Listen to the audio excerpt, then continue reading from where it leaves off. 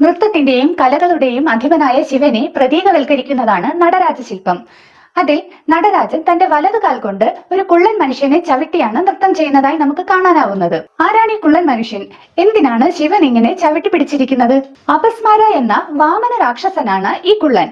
തമിഴിൽ മുയാലക എന്നാണ് പറയുന്നത്. അഹംഭാവം, അജ്ഞത, സ്വാർത്ഥത, മറവി എന്നിവയെ പ്രതിനിധീകരിക്കുന്നതാണ് അപസ്മാര. തില്ലൈ വനത്തിലെ മുനിമാർ അവരുടെ കഠിനമായ തപസ്സും അനുഷ്ഠാനങ്ങളും കൊണ്ട് അഹങ്കാരികളായി തീർന്നു. ഒരിക്കൽ ആ വനത്തിൽ സുന്ദരനായ ഒരു ഭിക്ഷക്കാരനായി എത്തിയ ശിവനെ ആക്രമിക്കാൻ മുനിമാർ ശക്തമായ ഒരു യജ്ഞം നടത്തി. ഈ അഗ്നിയിൽ നിന്നും സർപ്പങ്ങൾ, സിംഹം, കടുവ, ഒടുവിൽ ഒരു കുള്ളൻ രാക്ഷസൻ ഉൾപ്പെടെയുള്ള വിവിധ ജീവികൾ ഉയർന്നു വന്നു. ആത്മീയ അജ്ഞത, ആശയക്കുഴപ്പം, അഹങ്കാരം എന്നിവയുടെ വ്യക്തിത്വമായ അപസ്മാരയായിരുന്നു ഈ കുള്ളൻ. അജ്ഞതയുടെയും പക്വതയില്ലായ്മയുടെയും ചെറിയ മനസ്സിനെയും പ്രതീകപ്പെടുത്തുന്ന ഒരു രാക്ഷസന്റെ മുഖവും ഒരു ശിശുവിന്റെ ശരീരവുമായി ആ രൂപത്തെ ചിത്രീകരിച്ചിരിക്കുന്നു.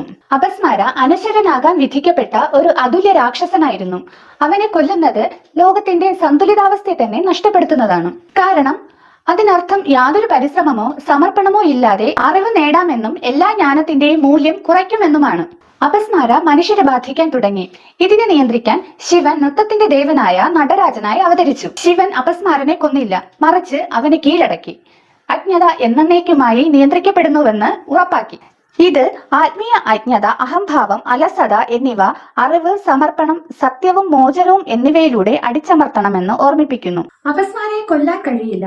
അതിനർത്ഥം ആവശ്യമായ പരിശ്രമം, കഠിനാധ്വാനം, സമർപ്പണം എന്നിവയില്ലാതെ അറിവ് നേടുക എന്നത് അറിവിന്റെ മൂല്യം കുറയ്ക്കും എന്നതാണ്. അതിനാൽ അവൻ അമർത്യതയ്ക്ക് വിധിക്കപ്പെട്ടവനാണ്. അവന് നമ്മൾ എന്നേക്കുമായി കീഴടക്കപ്പെടണം. ചരിത്രപരമായ ഈ തില്ലൈ വനം തമിഴ്നാട്ടിലെ കഡലൂർ ജില്ലയിലെ ചിദംബരം പട്ടണവുമായും പിച്ചാവരം കണ്ടൽക്കാടുകളുമായും ബന്ധപ്പെട്ടിരിക്കുന്നതാണ്. തമിഴിൽ തില്ലൈ എന്നറിയപ്പെടുന്ന കണ്ടൽ മരത്തിന്റെ പേരിലാണ് ഇതറിയപ്പെടുന്നത്. ഈ പ്രദേശം ഇപ്പോൾ പ്രസിദ്ധമായ തില്ലൈ നടരാജ ക്ഷേത്രത്തിനും പ്രശസ്ത വിനോദസഞ്ചാര കേന്ദ്രമായ പിച്ചാവരം കണ്ടൽക്കാടുകൾക്കും പേരുകേട്ടതാണ്.